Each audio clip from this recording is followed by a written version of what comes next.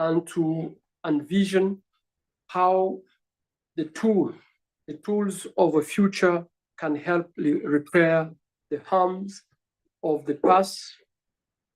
May we live today with a renewed commitment to dignity, accountability, and survivors-centered peace. I thank you. Thank you so much, Mr. Karambizi, for grounding today's discussion so clearly within the UN's peace and security architecture and the Women, Peace and Security agenda. I would like to now invite Her Royal Majesty Queen Angelique Fonegwe Thompson, the Queen Consort of Etioni, Osun State, Nigeria, to provide her opening remarks. We need to change it.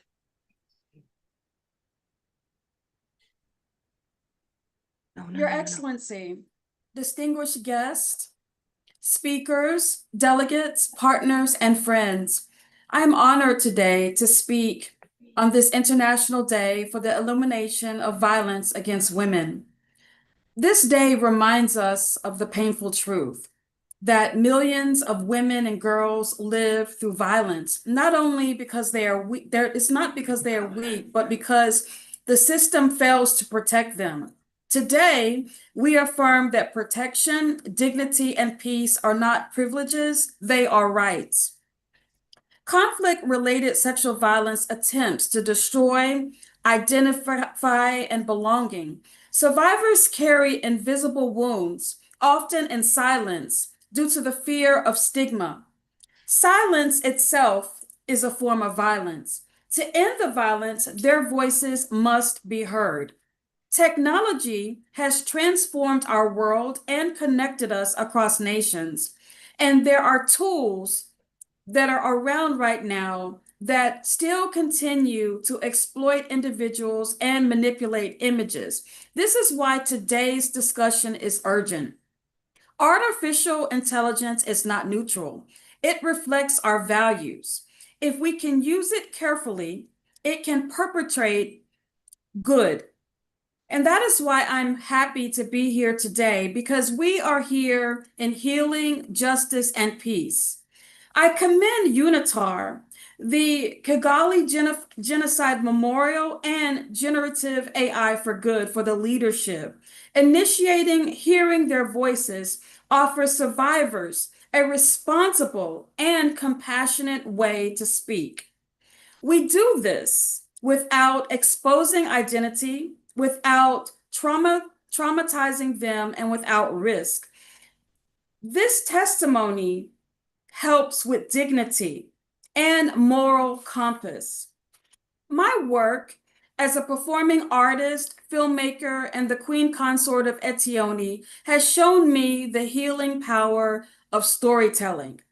Operating as an international rights advocate and recognized as a pioneer in media and technology, I focus on applied human rights, and that means making dignity real through livelihood and the voice of those who often go unheard and unseen. Art, music, film allow us to see one another not only as statistics, but as human beings. Culture keeps memory alive, and memory is a form of resistance. Today, let us not simply admire the idea of change. Let us do the work of change. We must invest in survivor-centered technology, protect women online and offline, and include survivors in decisions that shape their futures. No woman should feel invisible. No survivor should feel alone. Violence against women is very preventable. Our tools have changed from ink and paper to networks, and our responsibility remains to protect the dignity of every human being. Let us use technology not to erase women, but to amplify their voices. Let us use AI not to manipulate, but to heal. And let us build a world filled with equality, respect, and peace. Again, it is my honor to be here today, and I want to congratulate all of the organizers for making this event possible. And I know that today we will come up with continued workable solutions for global good. Thank you very much.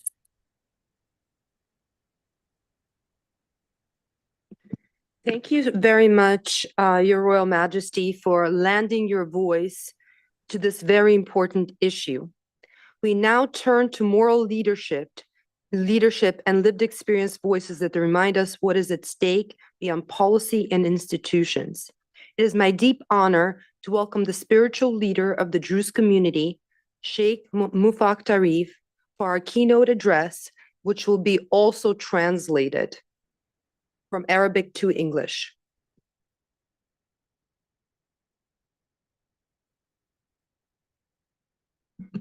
الحضور الأكارم مع حفظ الأسماء والألقاب.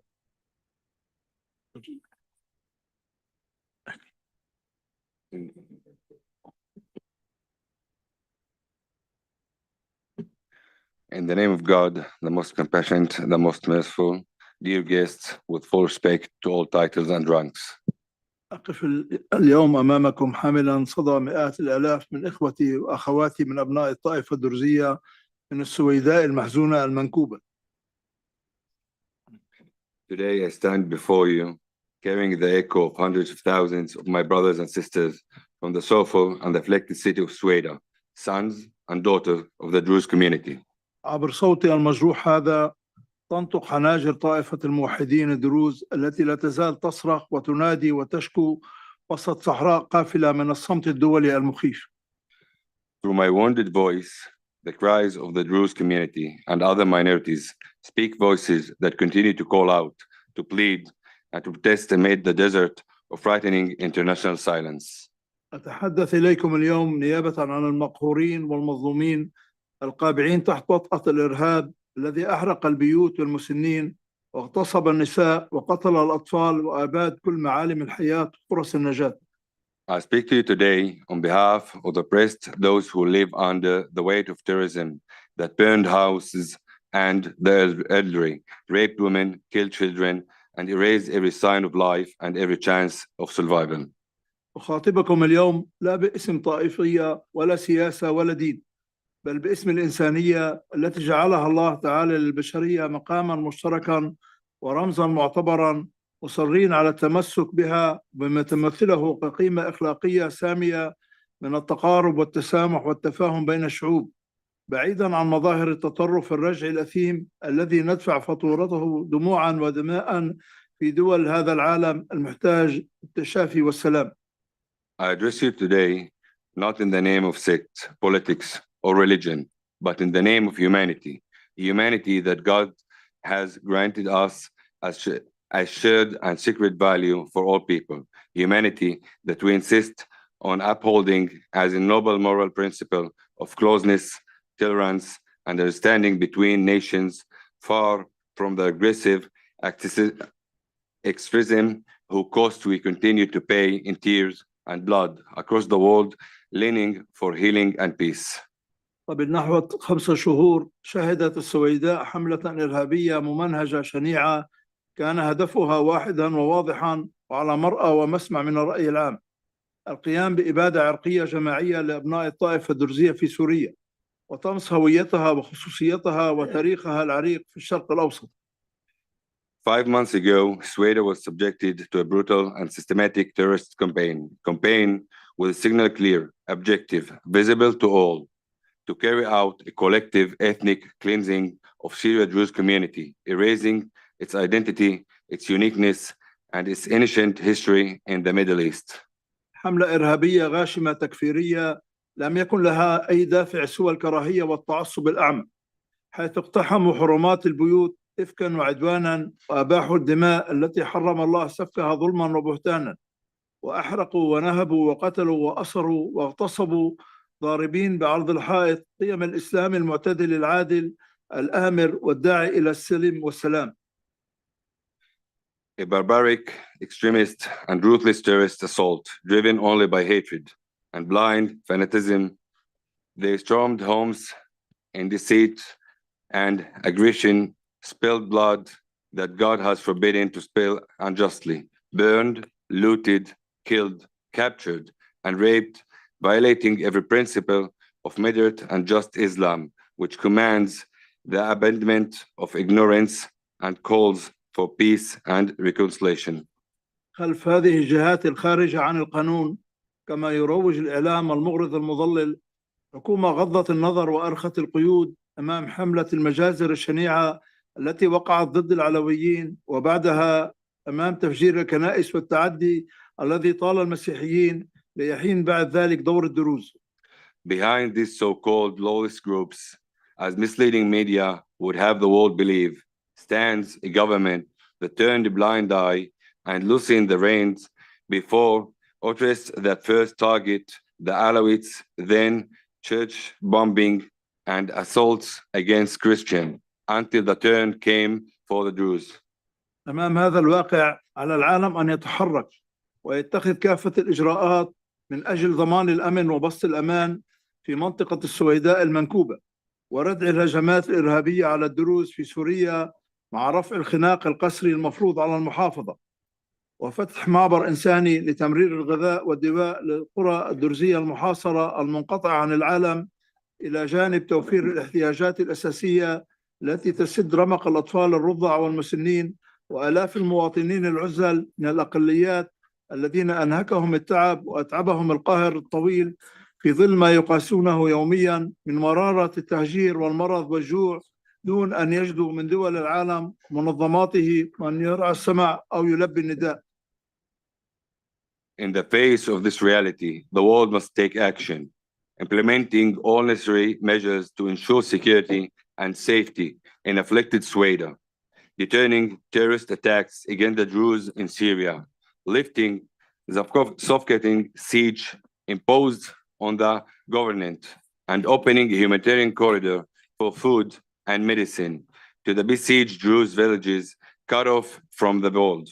These communities need a basic necessities to sustain their infants, their elderly, and the thousands of unarmed civilians, humanitarian groups who are exhausted by displacement, illness, and hunger, with no state organization listening or responding. ولأن العالم يجب أن يسمع ويعلم ليتعلم، جئناكم اليوم بأدلة وشهادات حية توثق ما تعرضت له بناتنا وأعراضنا من الموحدات الشريفات من آثار التعديات الجنسية الفاحشة التي اعتمدها الإرهابيون كأداة قمع وعنف وإذلال، قاموا من خلالها بهتك أعراض الفتيات والنساء العزل في عقر البيوت ليقتادوا بعضا منهن بالخطف كسبايا مباحات دون رقيب أو حسيب. Because the world must hear and know in order to learn, we bring you today evidence and live testimonies documenting the sexual assaults and rape enduring by our noble Druze women, atrocities used by terrorists as a weapon of repression, violence, and deep psychological torment. They violated women and girls inside their own homes and abducted others as captives without accountability. هذه الوقائع تضعنا أمام إحدى خيارين: إما الصمت والإنكار الذي يحمل معه نصرا لهؤلاء المرتزقة الإرهابيين المغتصبين الغاشمين، وإما التصريح والاعتراف لنعطي لهؤلاء الضحايا من النساء صوتا ومنبرا ودورا، ونعيد لهن حقهن وقدرتهن في استرداد وبسط سيطرتهن من جديد على الحياة. This leaves us with two choices: silence and denial, guaranteeing victory for those mercenary, violent, and abused terrorists, or speaking the truth, guaranteeing victims a voice, a platform, and a rule, and helping restore their dignity and agency over their own lives. نختار اليوم ومن منطلق الواجب والأخلاق والمسؤولية أن نكون من الذين يختارون البوح الشافي على الصمت، ويفضلون العطف والتقبل على اللوم والتذنيب، لنزيح عن أكتاف هؤلاء الضحايا آثار اللوم ومزاعم الإثم ووصمة العار، معلقين إياها على جبين الجنات الذين هم وحدهم أهل الخزي الذميم والعار القبيح. Today, out of duty, ethics, and responsibility, we choose disclosure over silence, compassion and acceptance over blame and shame. We lift from our survivors the burden of stigma and false guilt, placing it where it belongs, on the foreheads of the criminals who alone carry disgrace. عبر تسخير لتكنولوجيا الذكاء الاصطناعي الحديثة بما فيها من قدرات مبتكرة وريادية، سنعطي اليوم لضحايانا من النساء اللواتي كنا حتى اليوم مجرد عدد أو معطي إحصائي صورة حاضرة وصوتا واضحا يسردنا من خلاله قصة ما ألم بهن من عنف واعتداءات. محولات هذا الابتكار التكنولوجي إلى ابتكار أخلاقي رفيع يساهم في رفع سقف التوعية والوعي ويتيح الفرصة أمام الضحايا الناجيات للتعبير عن أنفسهن دون توتر أو مهابة. Through innovative and responsible use of modern artificial intelligence technologies, we give our women survivors who until today were reduced to numbers in actual presence and a clear voice to narrate what they endured. This technological innovation becomes a moral innovation, advancing awareness and enabling survivors to speak freely without fear.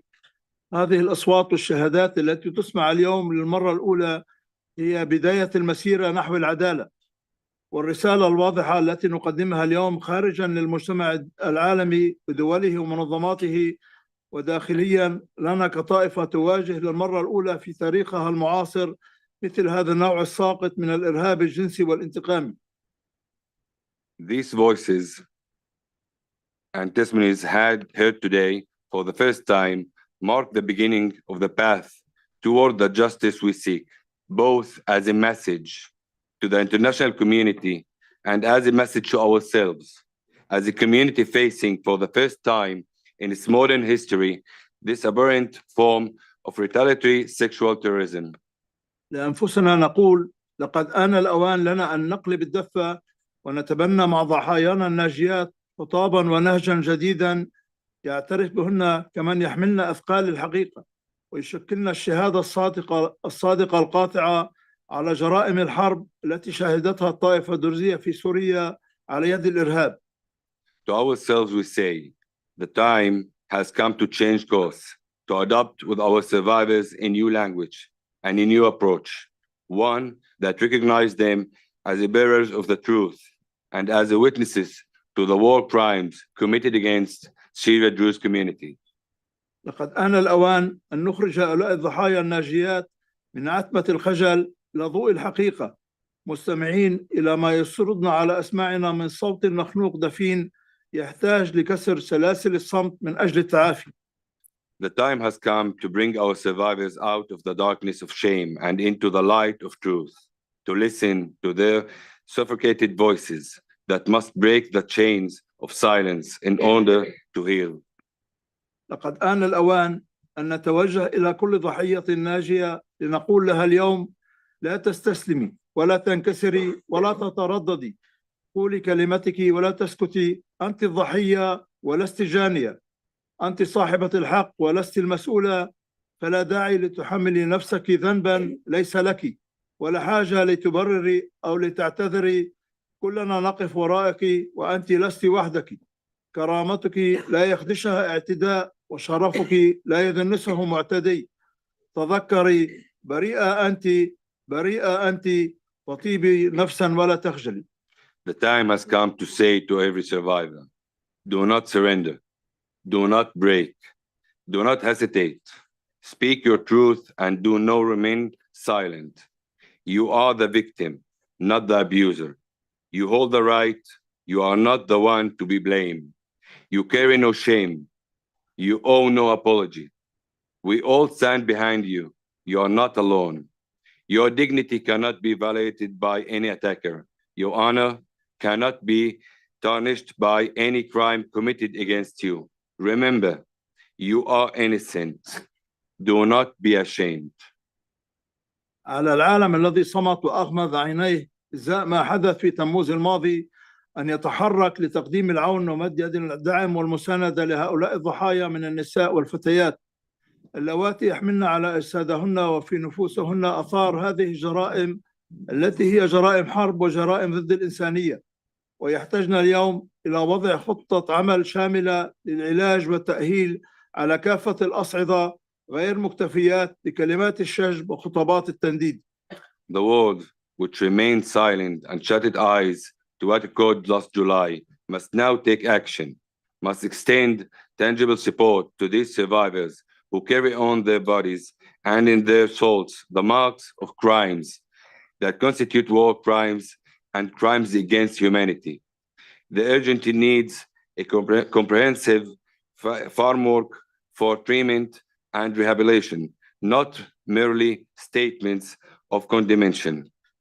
قبل الختام وعبر هذا المنبر العالمي الهام نعود ونطالب المجتمع الدولي والأمم المتحدة ومجلس حقوق الإنسان بالاعتراف دوليا ورسميا بما شهدناه من جرائم الحرب ومحاولة الإبادة العرقية بحق أبناء الطائفة الدرزية في سوريا، مع دعوتنا وحثنا على العمل الجاد والمتواصل من أجل إعادة مئات المختطفين والمختطفات الدروز من الأسر القسري إلى بيوتهم وعائلاتهم في السويداء، ومعهم آلاف النازحين الذين ينتظرون العودة بعد طول تهجير إلى قراهم وبلداتهم، مع التأكيد على المكانة التاريخية المحفوظة لأبناء الطائفة الدرزية في جبل الدروز، وعلى حق الطائفة الدرزية في السويداء والجبل برسم وجهتها وتحديد مصيرها ومسارها وإدارة شؤونها بذاتها دون أي تدخل خارجي.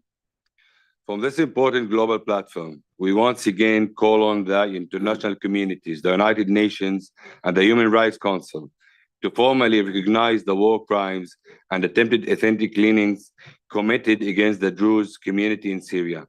We call for serious and continuous efforts to secure the release and safe return of hundreds of abducted Druze men and women, along with the thousands of displaced who await their return to their villages and towns.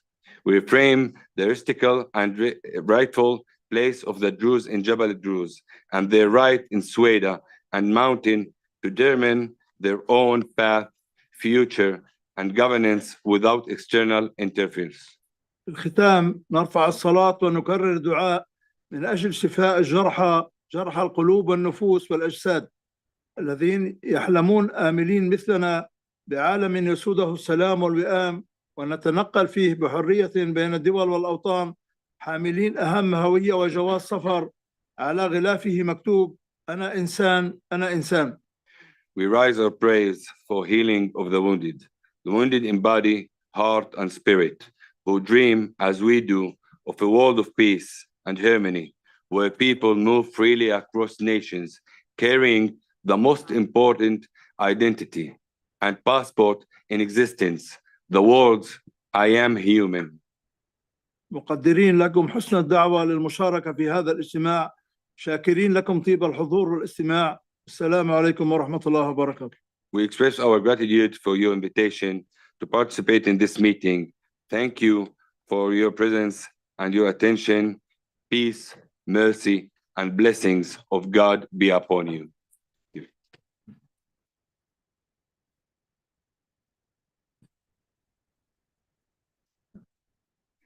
Thank you, Sheikh Tarif, for that deeply moving and principled call for justice, protection, and the dignity of survivors. You really stand as a faith leader in a leadership position for the voices of survivors of sexual violence and conflict. We now move from moral authority to ethical innovation. How technology itself can either fuel harm or become a force for protection and peace. It is my pleasure to invite Ms. Shiran Lamdowski-Saumech, founder and CEO of Generative AI for Good, to present the innovation spotlight of this event. Shiran, over to you. Thank you. Your Excellencies, distinguished partners, survivors leaders, and advocates, and a special thanks to the Sheikh Tarif for being the voice for the Druze community and for women in conflict, and also advocate of the ethical use of AI for amplify the voices of survivors. Today we stand at a crossroad between silence and voice, between technology as a weapon and technology as a shield. First of all, I want to thank our partners who made this moment possible. UNITAR, for your unwavering commitment to peace and human dignity. The Kigali Genocide Memorial, for teaching the world that memory is an act of resistance. And Tatiana Kotarenko, for your guidance and professionalism. Last but not least, to our creative lead, Tal Harari, who created the impossible with this very, very sensitive video that you are all about to see shortly. A few years ago, we were all curious about the AI, like Alice in Wonderland. Now we're deep in the rabbit hole, unsure how it will shape humanity. But today, I didn't come to talk about risk and the fear. I came to talk about how amazing this technology can be. The same technology used for harmful deepfakes can also foster good and amplify the voiceless.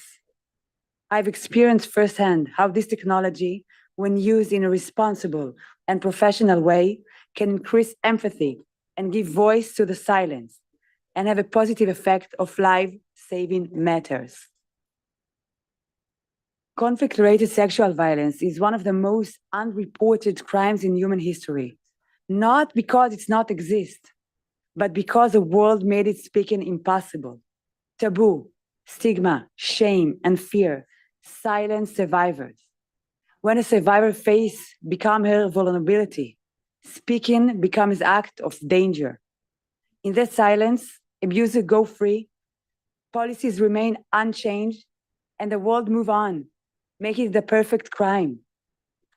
We've seen how AI can harm, deepfake that violate and surveil, but technology mirrors our choices. The same tool that weaponize can also protect and empower. At Generative AI for Good, we have proven this. We've built our work on cross-sector collaboration because real change happens when tech companies, civil society, and public institutes work together. Through those partnerships, we amplify dozens of silenced voices, reach over 50 million people globally, and presented our work in the UN, NATO, March of the Living IRA, and many more international forums. We have partnered with Microsoft, Meta, UN Women, receiving recognition for responsible innovation. But what matters most is raising awareness, creating empathy, and driving action on life-saving issues. Hearing their voices, ask radical question. What if survivors could speak without being seen? What if they could reclaim their stories without sacrificing their safety? Using ethical AI, we have created a shield, a digital presence that protects identity while preserving truth. AI-based avatar and voices that carry testimony without exposing the witness. For too long, conflict-related sexual violence has remained hidden behind stigma, fear, and the lack of justice. Survivors have endured what no human should, their body turned into battlefield. Now, the race to reclaim their voices and dignity. Behind the reports and statistics are real people. Each lived peaceful, full life, until one day, everything turned into a nightmare. What's terrifying most is that can happen to anyone, anywhere, as I witnessed in my own home with my own people. The video you are about to see brings together 5 brave voices that represent many other globally, just the tip of the iceberg.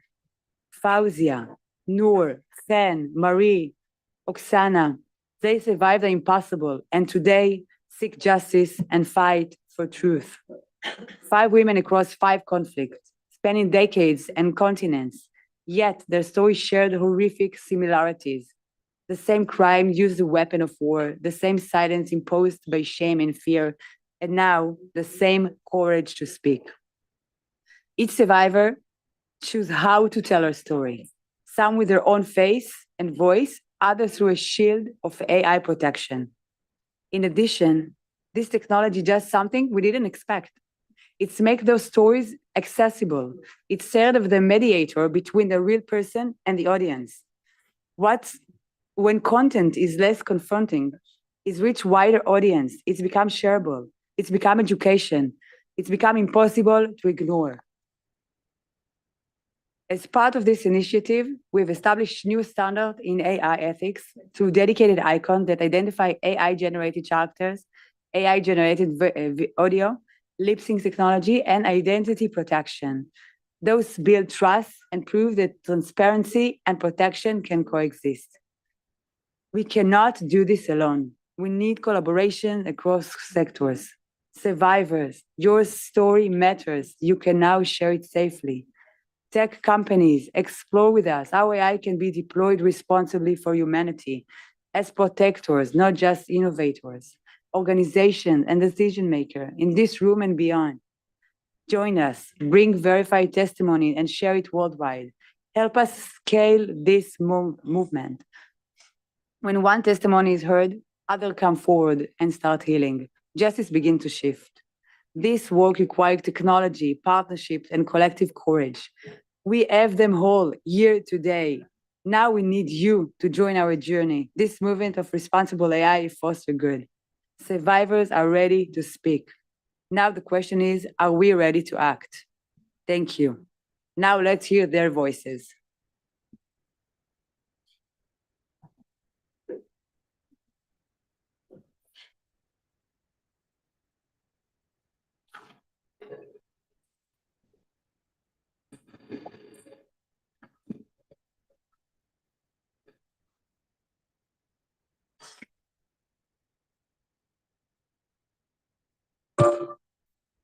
Most survivors can't show their face. For the first time, they don't have to. With AI, we protect them while still letting them be seen. Some chose to speak openly, others stay hidden. Every story deserves to be heard safely, loudly, through us. This is their voice.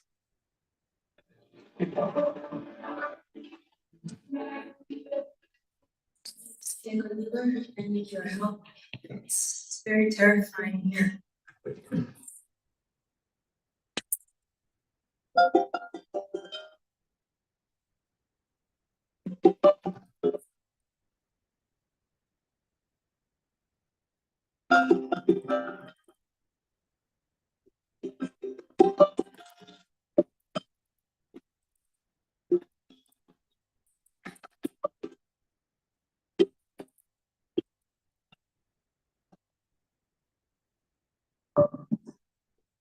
عمري 14 سنة، ففاتوا علينا وبلشوا يهددونا.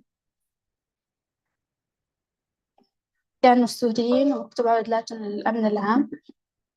فات واحد داعشي هو ملثم ومبين غير عيونه.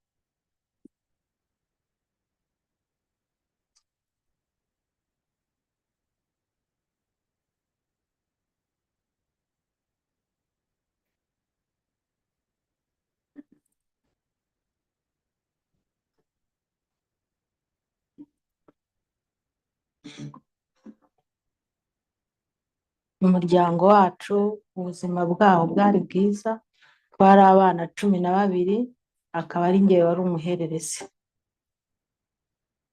Tutsi barimo guhigwa, ingo batangiye kuzitwika.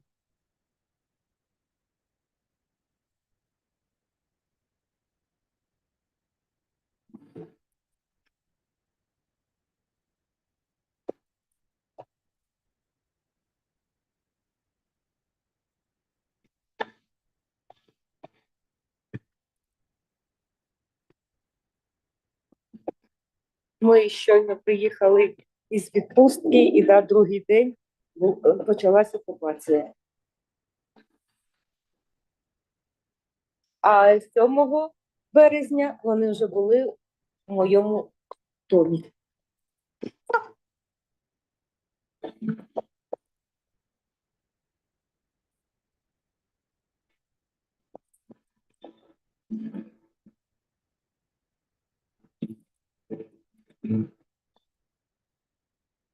كنت 10 سنين، كنت 9 فترة. احنا كنا عارفين إنه راح يهجموا الدواعش، بس ما كنا عارفين في أي يوم.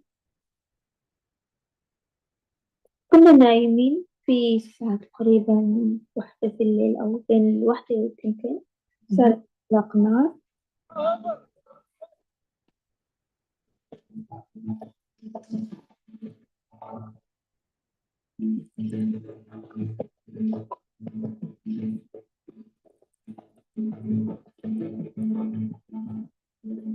בשביעי לאוקטובר קרה לנו הנורא מכל, חדרו מחבלים לקיבוץ כפר עזה, לא תסריט שאי פעם דמיינו אותו, פחד מוות.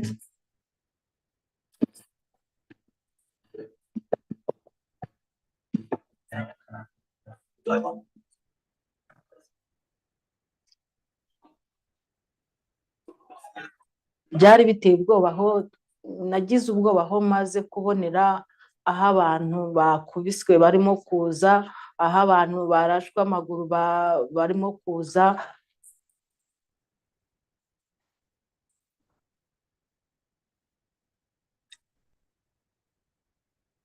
أجبرونا نحن نغير ديانتنا، انتقلنا على السجن تحت الأرض، حتى داعش إجا وضربني وقال لي ليش تحكي على أمي؟ قلت له إني أنا صغيرة بدي أمي هيك.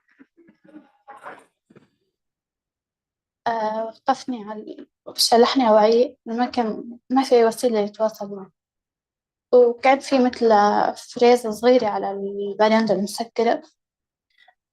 وقفني عليها وكثير ضربني، يمكن تاني كثير عم بصيح، فضربني كثير على وجهي حتى أسناني تأذوا من كثر الضرب اللي كان. До мене прийшов один. Він штовхнув чоловіка у кухню, навів на мене автомат, його розстріляв з автомата чоловіка. שומעים צרחות, אליהוד אליהוד, זהו, הם מעבר לדלת, הם רצחו את הבעל שלי נדב, ואז ראיתי שירו לים בפנים. הייתי בשוק, הייתי עמומה. فكانوا بياخدونا هنا سوق النحاس، نعتقد سموه سوق النحاس. اليوم سوق وما ملكت ايمانك، اليوم التوزيع هو نزيديتي وين؟ بينزلوا على التليجرام وصفاتنا مواصفاتنا وكانوا بيبيعونا.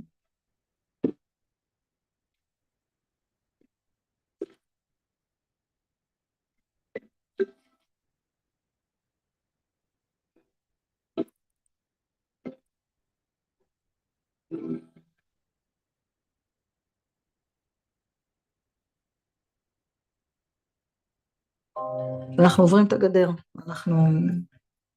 ואנחנו בעזה. וכשהגענו למנהרה ופגשנו 6 ישראליות, אז הבנו שחלק פגעו בתקיפות מיניות אכזריות. Заставили роздітись і почав гвалтувати. وقفني على الفريزة وحاول يغتصبني، حاولت أن أقاوم بس صار يأذيني كثير كثير، صار يضربني. بعد ما غبت عن الوعي صحيت على حالي، يعني إني مغتصبني، صحيت على الوجع، صحيت على كل دم، ما كنت أقدر أمشي. bakaturongora bakadusambanya, babaga ari benshi, si umwe si babiri, kandi byabaga buri munsi buri munsi buri munsi buri munsi. Ubwo kandi nari mfite inda navanye i Kabgayi.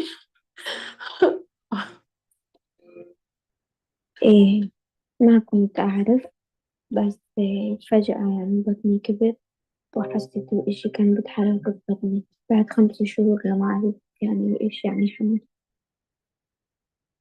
بعد ما اغتصبني طلع لبرا، في فوق 20 شخص بالبيت عم يهددوا أهلي وهيك، بدي بي يعني.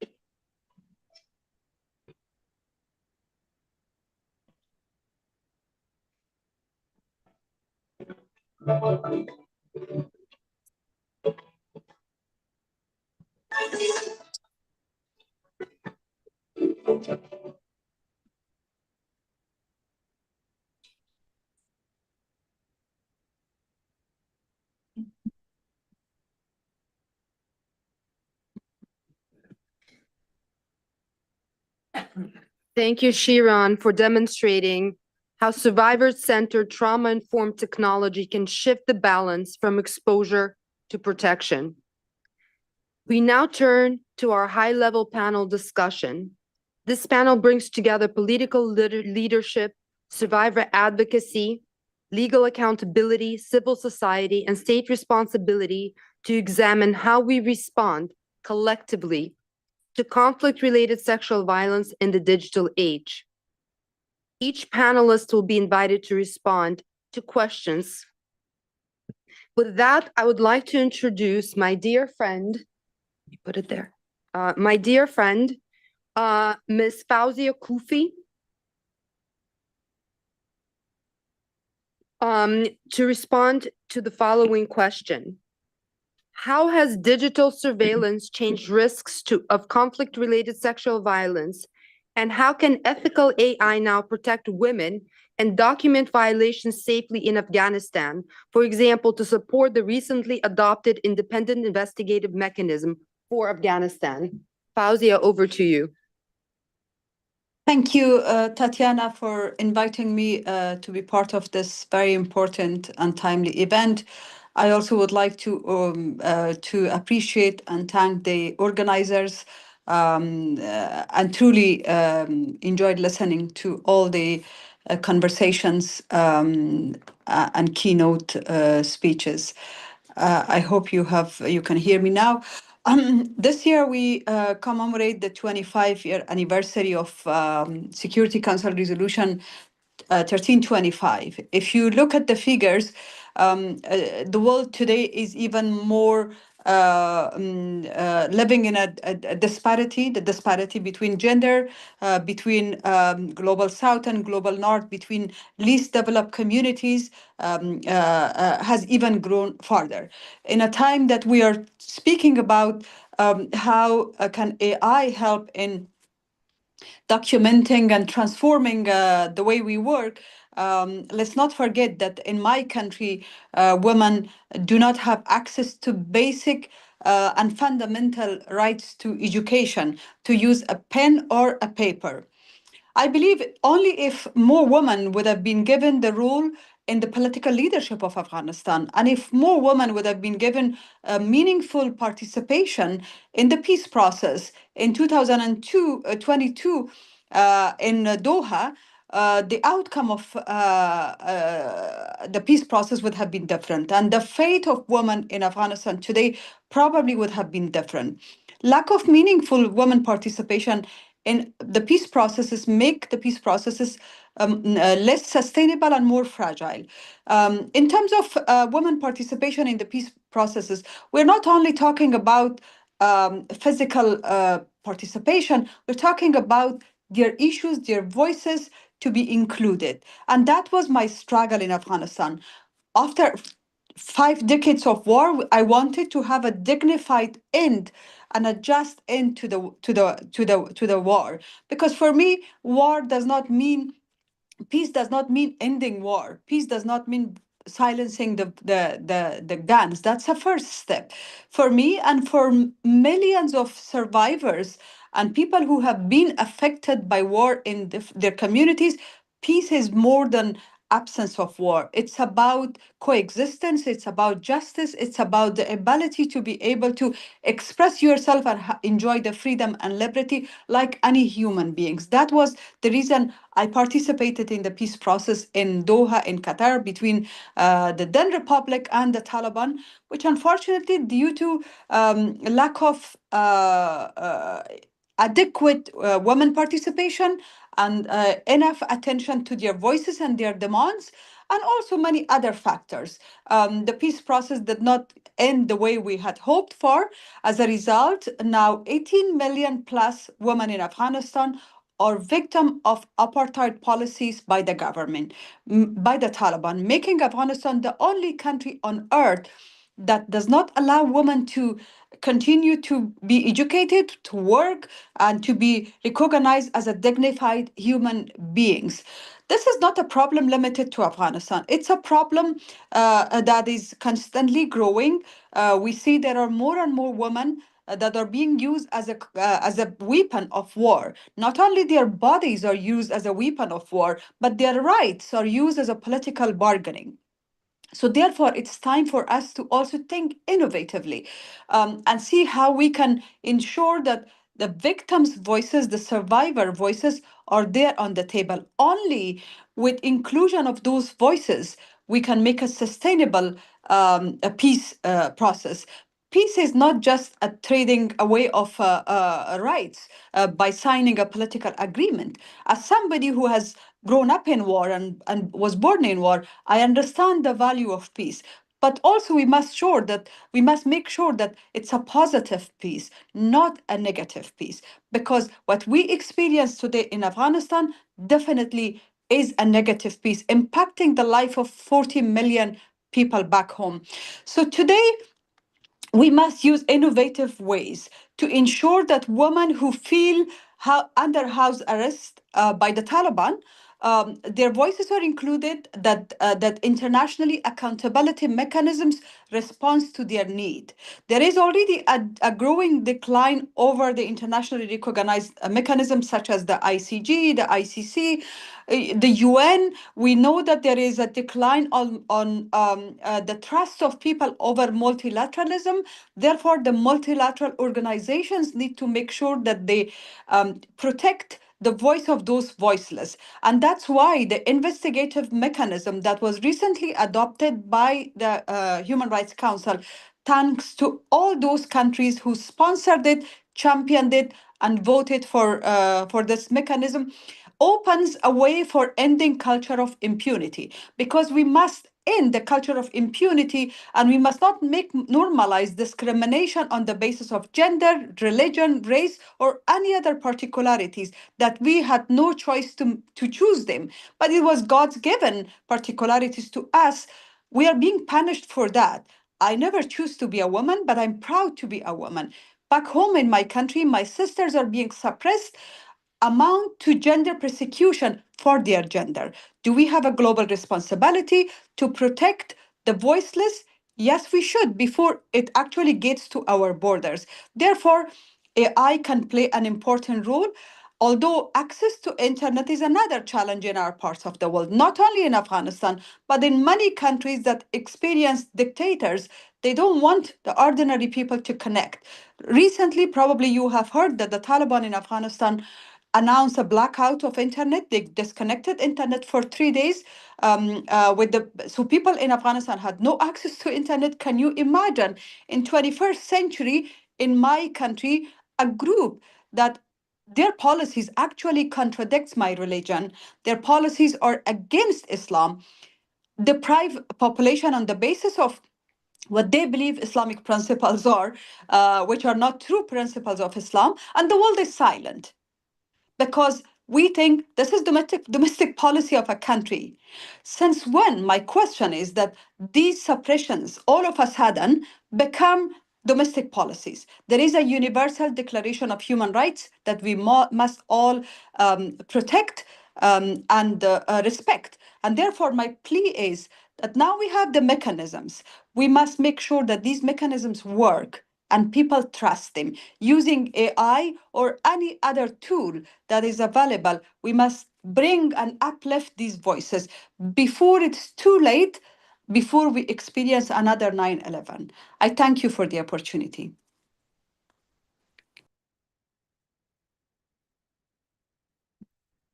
Thank you so much, Fauzia, for bringing your voice to speak for Afghan women who are living under the worst conditions of repression for women right now around the globe. They now move from political exclusion to the legal frameworks that seek to hold perpetrators accountable. I'd like to now invite Ms. Celine Bardet to provide an answer to the following question.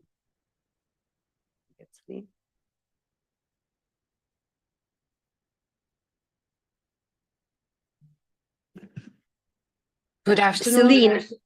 Celine, how can AI-based documentation strengthen universal jurisdiction cases while preserving evidentiary integrity?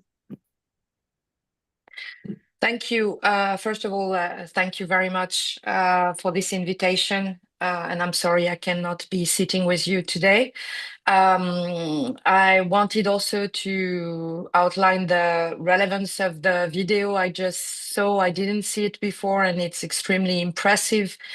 And I'm the founder of We Are Not Weapons of War, which is an NGO dedicated to conflict-related sexual violence.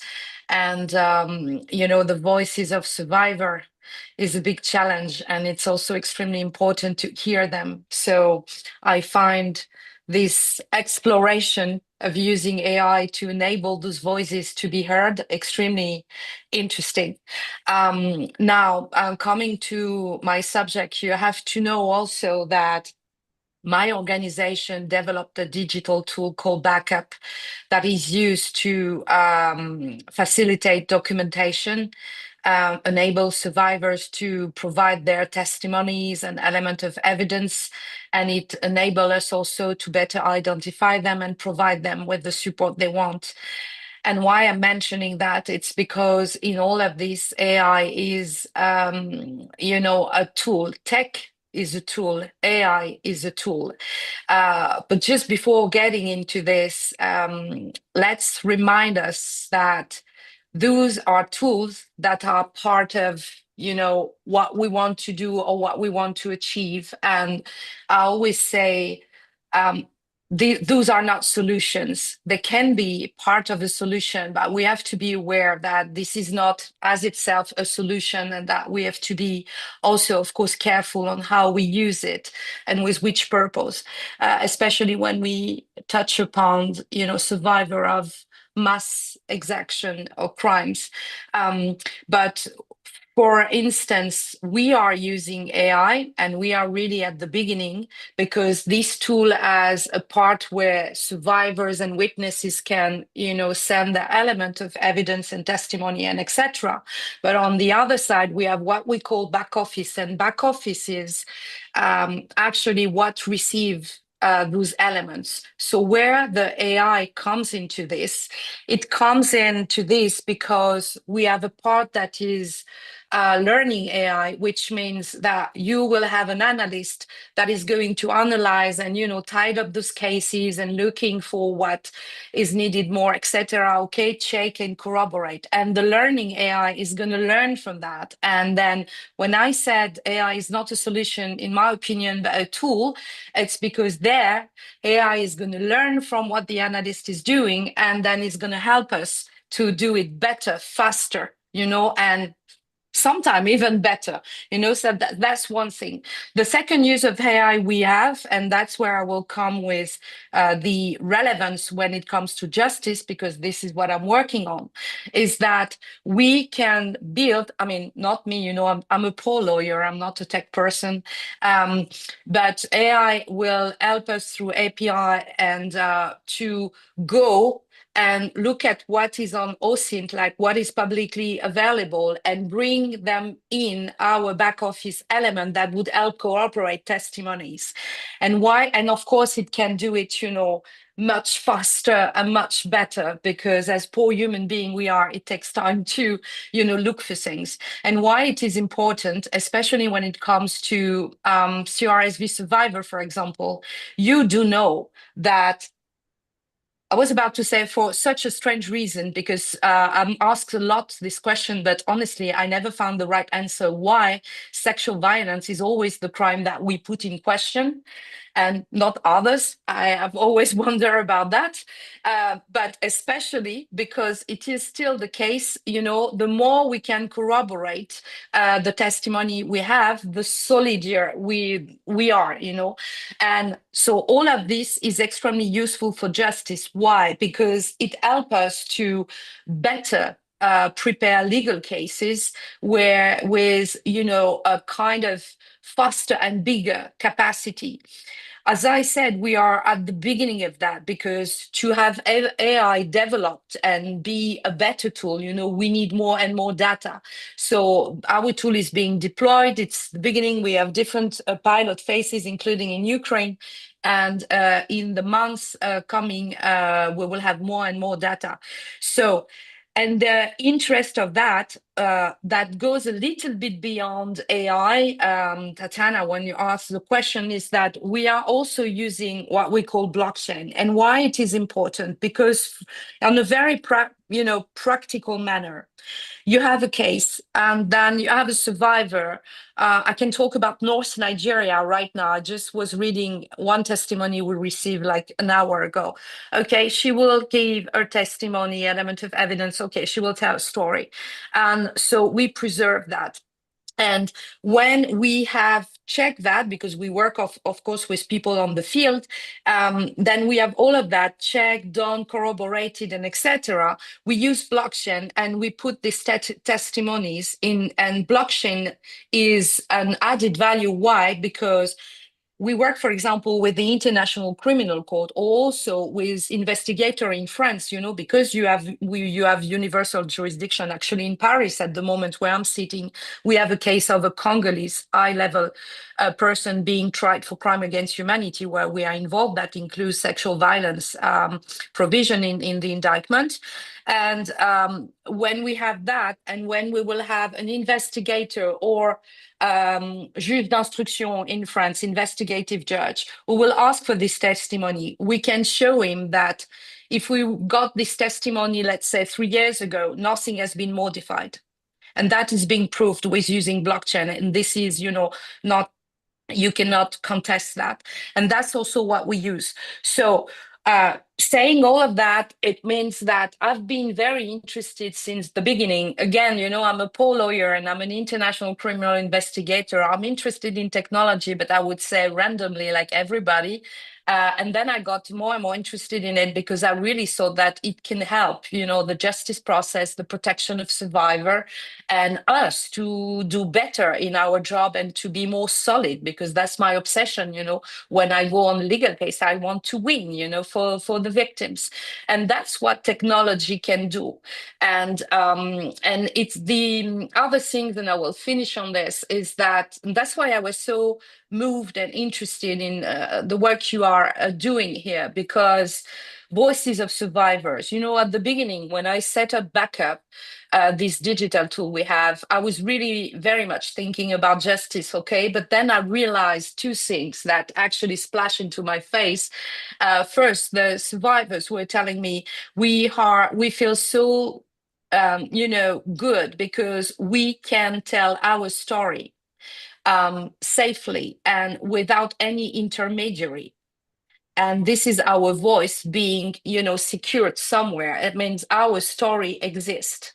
And I didn't think about that. And to be honest, now I'm trying to think about what I could do about that, because that's also a kind of memory, coming from the field and exposing what is happening and bringing the voice and the history of people and saying, yes, it did happen. That's the truth and that's my voice. And this is what I want to say.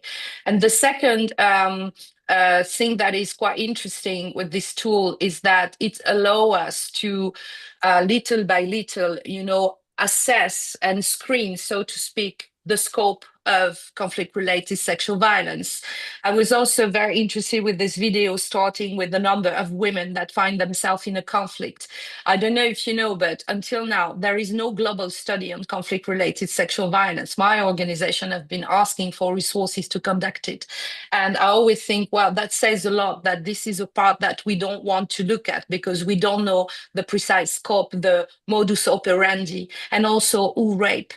And when we talk about justice, this is also very much about that, it's about who is raping, who is doing that, and it's about accountability. So yes, technology, AI, blockchain are tools that can be really, added value on the work we are doing.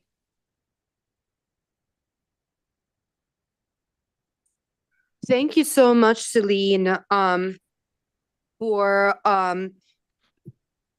bringing into this conversation the legal realities of evidence prosecution and survivor protection. We now shift to Ruchira Gupta, who's been doing incredible work on protecting women and children around the world. And Ruchira, from your point of view, how is technology reshaping trafficking and conflict-related sexual violence, and how can AI disrupt these economies? Thank you, Tatiana, and thank you, UNITAR, for hosting this incredibly important conversation at this moment in our history when the world is in such a state of flux. And the people who are taking advantage of this are, of course, people who are faster than us in civil society or the United Nations. And those are organized criminals, especially in the sex industry, that I know the most about. In my own time as an activist, human trafficking has become the second largest organized crime in the world, slipping from third place up to second place.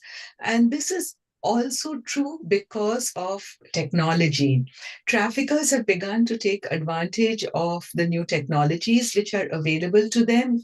And much of trafficking is now not just in the old-fashioned brothels in streets where girls are soliciting, but now it is actually shifted online, and recruitment is being done online through social media platforms. Seasoning and grooming is also being done online through social media platforms, both to create the demand and to victimize young people who are lonely or who have had a fight with their parents or who have low self-esteem, but have faced body shaming and bullying. So now with AI, another dimension has been added, which is that AI can process data at very fast speed. And so it actually looks for young people who are on Insta, Snapchat, and other social media, TikTok. And basically, they look for young people who say, I'm angry, I'm sad, I'm lonely, I want to commit suicide, I've had a fight with my parents or my friends. And they target them by pretending to befriend them. Chatbots acting as human beings, and they say, I'll be your friend, and I think you're fine, and I think you're pretty, and I like that shirt you were wearing.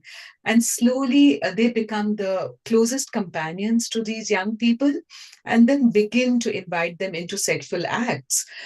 This is known as seasoning and grooming. And then very quickly, from something which is online, they ask the kid to meet them in a hotel, in a party, on a date, or even start blackmailing them with videos they make online. And the child sometimes disappears straight from school. They'll be told to go somewhere and they'll never come back home. And then later, mothers will be looking for the child and find them being auctioned online. As we know in the case of Nicole, a mother who actually found her child online and then filed cases against some of the big social media platforms to get a settlement. And so this is happening increasingly, and hundreds and thousands of children are being recruited and groomed and seasoned. But at the same time, technology is here to stay. It's neither good nor bad. It's neutral. And if AI can process data for the traffickers at fast speed, AI can process data for us at fast speed to do two things. One is to spread awareness among young people so that they know what the pitfalls are, how to take on issues of body shaming and bullying, but also to know the danger signs of what the traffickers will be, what fake chatbots can do. The other is that we can also process data at fast speed to track the traffickers. who are auctioning the kids, who are recruiting the kids.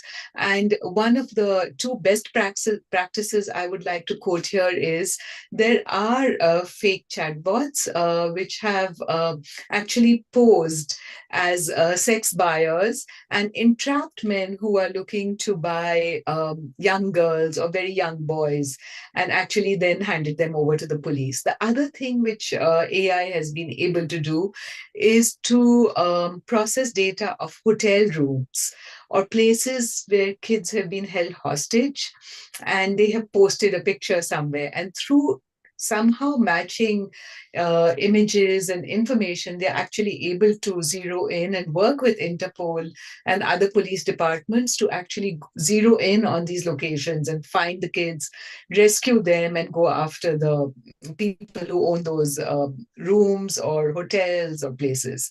So there are good things and bad things, and we have to disrupt what organized crime is doing and sex traffickers are doing. And we have to, first of all, acknowledge what is going on. And the acknowledgement is exactly a conversation like this at the time when we are celebrating and marking Resolution 1325 and saying that sexual violence increases during times of conflict. And Fawzia spoke about that. And that also happens. And we have seen that during the invasion of Ukraine, Ukrainian girls became one of the most searched for terms on the internet. And the same thing happens wherever there is a conflict. And there is the targeting of people from the so-called other groups, women from the other groups for rape and sexual violence. Again, AI can play a role here by helping women who don't have access to information and knowledge by bridging all this and using technology to get them information so that they can access some services or some help or even some guidelines. The same thing is true also in terms of right now we are looking at climate crisis, and we are looking at refugees, migrants, and asylum seekers and traffickers who are taking advantage of the lack of their information, knowledge, support. And AI and technology can actually teach them how to migrate safely, how to do it in a way which traffickers cannot take advantage of. So there are different ways that technology can be used, and we have to use our imagination to be able to harness the technology that is available. And Shiran, of course, has shown us another best practice in how we can create avatars and give voice to the people who are silenced, and through that create awareness. So these are the main things I would say in answer to your question, Tatiana, for now. And happy to answer any more questions. Thank you so much, Ruchira. And now we turn to our key speaker of the day, Fawzia Amin Sido, who is a Yazidi survivor leader, whom we have seen in the video that was played, where she chose to use her voice, her appearance, to talk about the realities of what actually happens in conflict settings and how technology is used to sexually exploit and traffic victims of sexual violence from conflict zones. So with that, I would like to hand over to Fawzia Amin Sido and ask you the following question. Your participation in hearing their voices is very key to creating an understanding of conflict-related sexual violence. In your view, what safeguards must exist for AI-based testimony so survivors are never exposed or re-traumatized? Over to you, Fawzia. شكرا لكم على هذه الفرصة لسماعي أنا هنا اليوم، ليس فقط ممثلة للنساء اليزيديات، بل كناجية أنا أؤمن أن الصمت يقتل أكثر من الألم.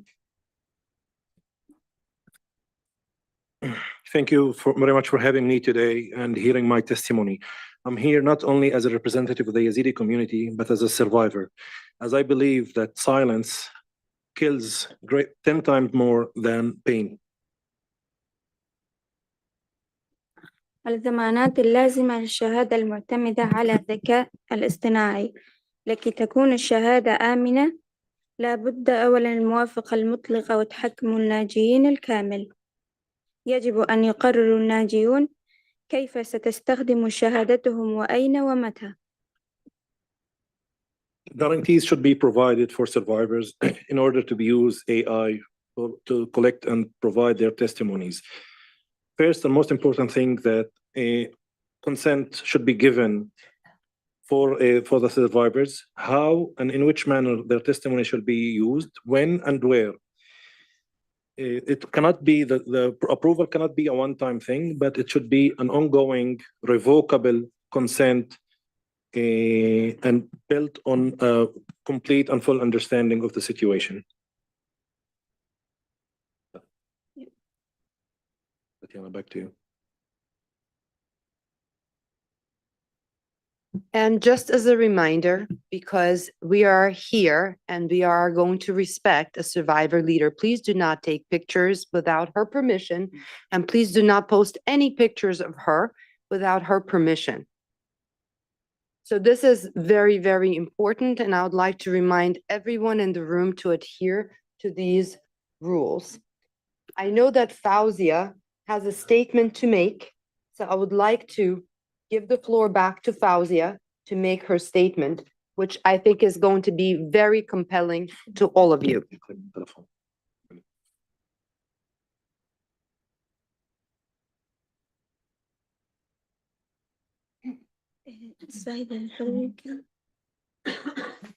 السيدات والسادة الكرام، اسمي فوزية وأنا هنا اليوم ليس فقط ممثلة النساء اليزيديات بل كناجية. Ladies and gentlemen, everyone, guests in the room, my name is Fawzia and I'm here not only as a Yazidi woman but as a survivor. أنا امرأة مريت بتجربة وحاولت أن تكسر جسدي وروحي، لكنني واقفة أمامكم اليوم لأقول لكم شيئا واحدا.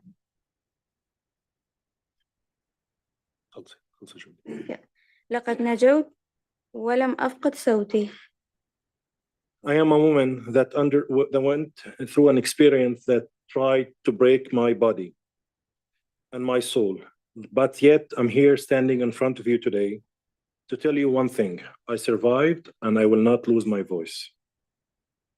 أنا هنا لأنني آمن أن الصمت يقتل أكثر من الألم. أنا هنا لأن كل امرأة تعرضت للعنف يجب أن تشعر بأن العالم يسمعها ويؤمن بها ويحميها. I am here because I believe that silence kills much more than pain. I am here because every woman that suffered from violence should feel that the world can hear her and hear her voice, believes in her, and provides her the safety that she needs. لقد نجوت من جريمة حاولت أن تأخذ مني حياتي ومستقبلي، لكنها لم تستطع أن تأخذ إنسانيتي. لم تستطع أن تمحو حقي في الحياة أو تمنع قلبي من أن ينبض بالأمل. I went through a tragic experience that tried to take my life and my future from me, but it could not take my humanity. It could not erase my right to exist or to stop my heart from beating with hope. أنا لا أتكلم لأحكي تفاصيل مؤلمة، أنا أتكلم لأحكي قوة المرأة. I'm not here to speak about harsh testimonies of hard stories, but I'm here to speak about the strength of a woman. أتكلم لأقول لكل ناجية: أنت لست مذنبة، أنت قوية، أنت لست منكسرة، أنت ناجية، أنت لست صامتة، صوتك حق. I'm here to tell every survivor, you are not to be blamed, you are strong. You are not broken, you are a survivor. You are not silent, your voice is the right. شكرا لهم إنه سمعوني. Thank you very much for hearing me.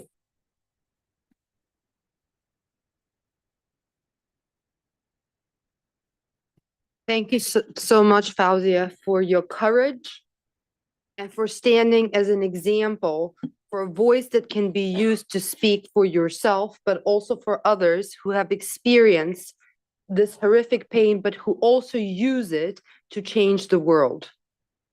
With that, I would like to move towards the closing part of our event and invite Ambassador Feza Urgeni Bakurumutsa of Rwanda to provide her remarks. Thank Is the you so ambassador much. on? Can you hear me, Madam Moderator? Yes, we can hear you. Thank you so much for allowing me to speak. Excellencies, distinguished ladies and gentlemen, I first want to express gratitude and sincere thanks for Madame Fazia for finding the courage to address us, and we really appreciate her moving words. Thank you so much. I want to also express my sincere appreciation to UNITAR, the Kigali Genocide Memorial, and Generative AI for Good for convening this very timely dialogue, especially within the 16 days of activism. This discussion places survivors at the center where they really belong. For Rwanda, this is an important conversation. 31 years ago, during the 1994 genocide against the Tutsi, unspeakable things happened on women, children, using sexual violence as a weapon. Today, in our region and at our borders, inside the Democratic Republic of Congo, one of the panelists mentioned earlier, conflict-related sexual violence remain widespread, fueled by more than 260 illegal armed groups, including the FDLR. The reason why I mention this is because the senior commanders of this armed group are Rwandans who orchestrated, planned, and executed the 1994 genocide against the Tutsi. So it's something that's still present in our region, and we want to ensure that this brutal tactics of terror is completely eradicated once and for all.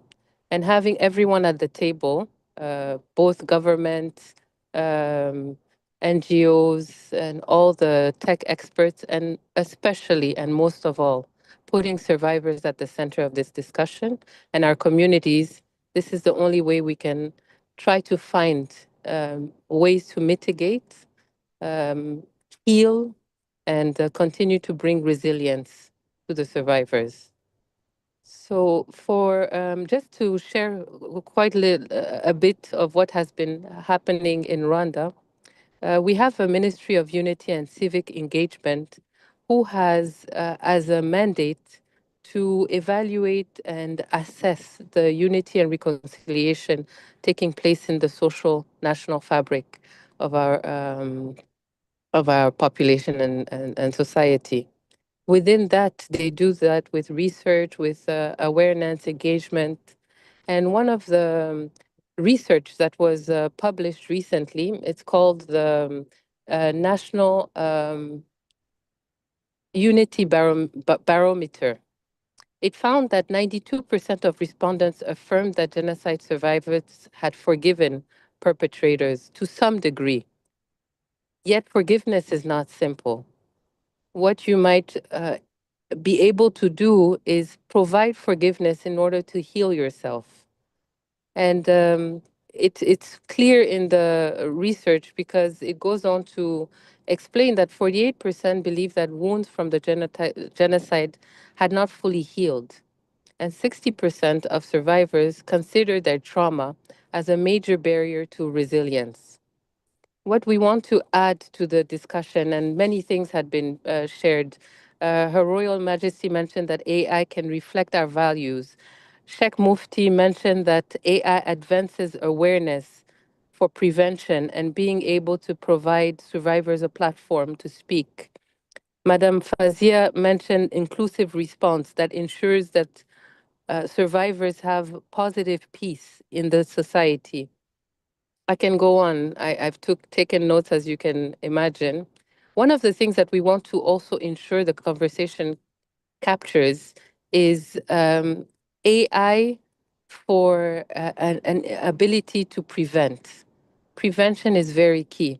And how do we prevent? It's not, it's enabling not losing the history that we already have seen.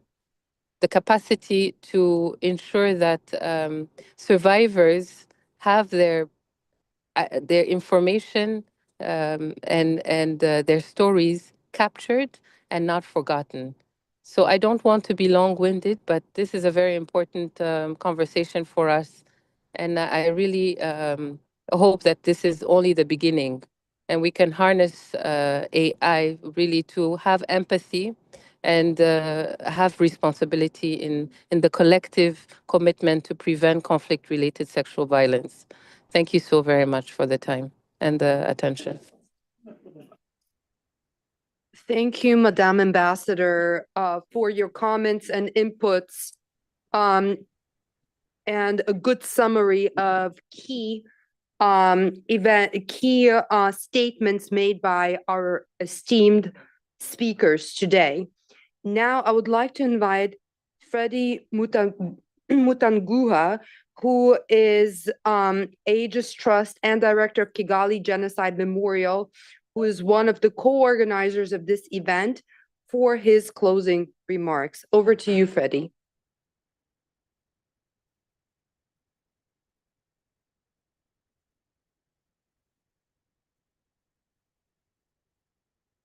We can see you, Freddie. You can go ahead. Muted. It's muted. Please unmute yourself. I'm sorry, I was muted, and sorry for that. Excellencies, distinguished guests, colleagues, and friends. It's my honor and to speak alongside esteemed speakers and who have come before me on this important event. This event was coordinated, as I have said, by UNITAL, Generative, AI for Good, and Kigali Genocide Memorial. I'm very sorry for not being with you in person, actually in that beautiful room, but I'm speaking from Kigali Genocide Memorial, a place of remembrance, a place of dignity, a place where more than 250,000 victims of genocide are laid to rest. 250,000 victims of genocide against Tutsi, part of 1 million men, women, and children brutally murdered in just 100 days in 1994. This was a genocide in which rape and sexual violence were used systematically as a weapon of destruction. Hundreds of thousands of women were raped, and many were deliberately infected with HIV, condemned to suffering and death long after the genocide ended. According to Avega Gahozo, a Rwandan association supporting genocide widows, testing conducted among women survivors showed that approximately 67% of those who have been raped in 1994 genocide against Tutsi were HIV positive. 87% of them were traumatized, showing severe PTSD signs. Today coincides with International Day of Commemoration and Dignity of the Victims of the Crime of Genocide and of the Prevention of this crime. As we honor the memory of the victims, we also acknowledge a painful truth. Despite the effort of the international community, thousands of women and girls around the world continue to be subjected to sexual violence in the conflict. This demands an renewed, coordinated, and unwavering commitment to prevention. Because this crime is not inevitable, they are preventable. In this spirit, I would like to express my deep appreciation to Generative AI for Good, which has taken the powerful initiative to use technology to give voice to women survivors of sexual violence, women who for too long have been unheard. Through innovation, they help bringing survivors' messages to global leaders, urging action to ensure such atrocities never happen again. We also commend the ongoing 16 days of activism against gender-based violence, a movement that continues to shine in light on these urges need to protections, justice, and accountability. As we remember, we must act. As we honor the victims, we must reaffirm our shared responsibility to prevent, the crimes of genocide, and to uphold the dignity of every human being. So thank you very much. As we are closing this event, I want to thank you for your attention. Thank you. Thank you so much, Freddie, for reminding us that memory is not only about the past, it is responsibility to the future. We now turn to a perspective on technology, responsibility, and innovation. I invite Mr. York Rhodes III, Director of Strategy and Transformation at Microsoft, as well as adjunct professor at NYU, Ethical Tech Lab co-founder. Over to you, York. Thank you very much for having me for a few minutes of closing commentary on such a meaningful occasion with amazing, courageous storytelling. A number of comments that were made today really resonate with how we think about technology, both in my work at Microsoft as well as in my work in the Ethical Tech Co-Lab at the Center for Global Affairs at NYU. Technology is not a solution. It is a part of a solution, and most importantly, it is an enabler of human beings and the voices of humans in its solutions. It can also be used as a tool and a weapon.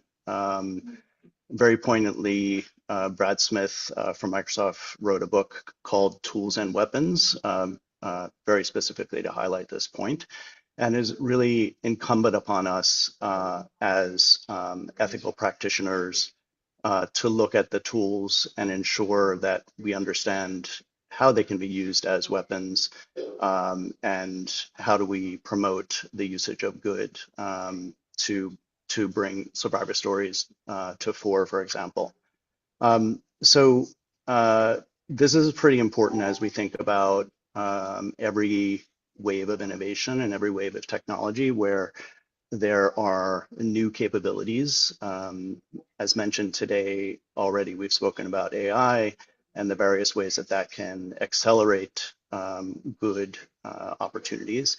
It can also accelerate weapon-based opportunities, which we see in particular in exploitation of women, as well as things like cybersecurity attacks that are happening prevalently with the usage of technology. This is not new for AI. It has been a problem throughout history long before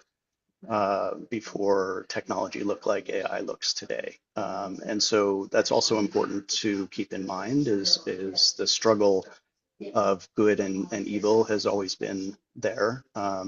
We as technologists who deeply understand how the technology works obviously have an additional responsibility to think broadly about how we can use technology for good, and how do we prevent some of the bad uses of technology.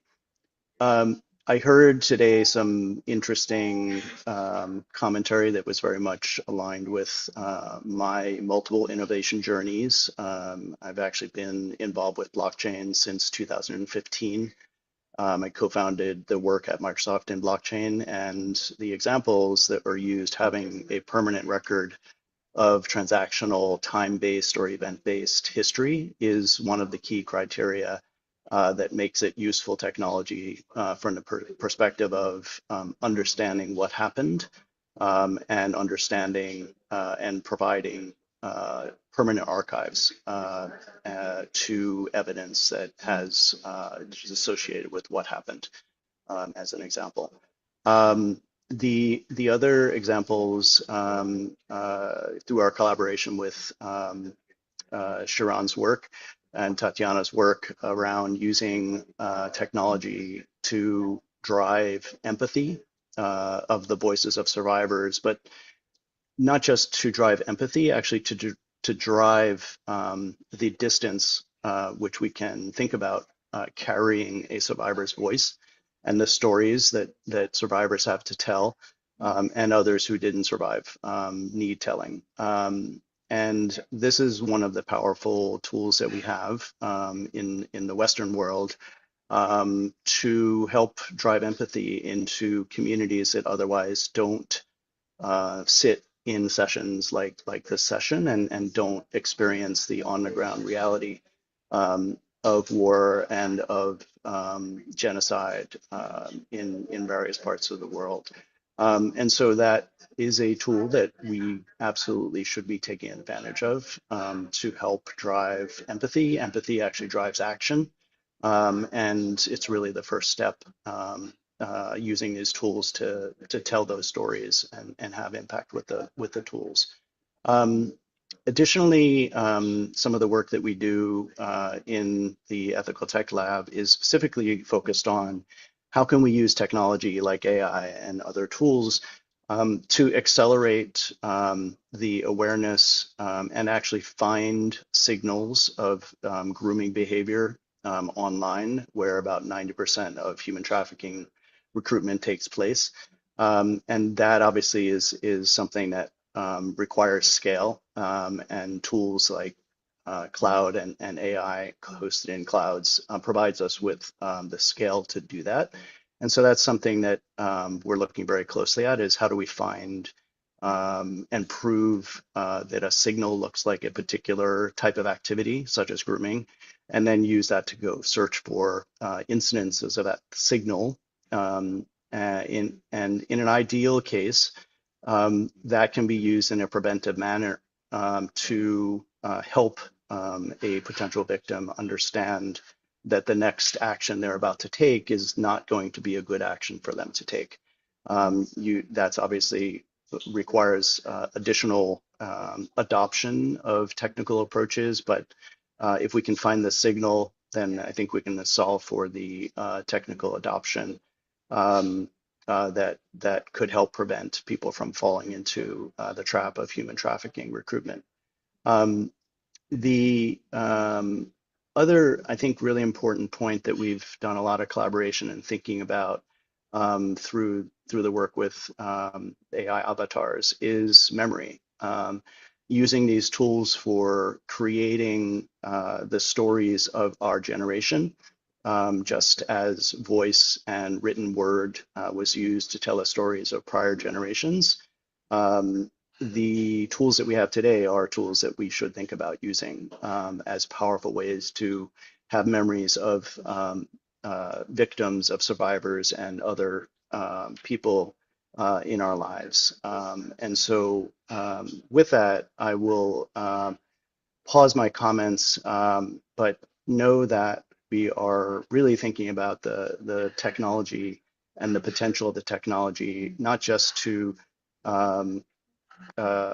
do the things that you would expect technology to do, but also to think very much from a human perspective. What things can we help with, and how can we help at scale to drive change in people's lives worldwide using technology? So I thank you, everyone who had an opportunity to speak today. And thank you, Tatiana and Unitar, for bringing together this group. Thank you very much. Thank you so much, York. On this commemoration of the International Day for the Elimination of Violence Against Women, and during the 16 Days of Activism, today's conversation has shown us that survivors, justice, ethical technology, and political will must move together. I'd like to thank our speakers who have joined us here in person and online from around the globe, partners, many co-sponsoring NGOs, close to 30 from all across the world as well, and participants, both in person and online, for your leadership and commitment. As a small announcement before we conclude today's program, there were some technical difficulties for some of the participants to join online, and a link will be sent and shared to you so that you could watch the full program. I would like to thank our organizers today, Unitar, the Kigali Memorial Institute, and Generative AI for Good for their leadership and hosting this important event. Until next time, thank you. Thank you.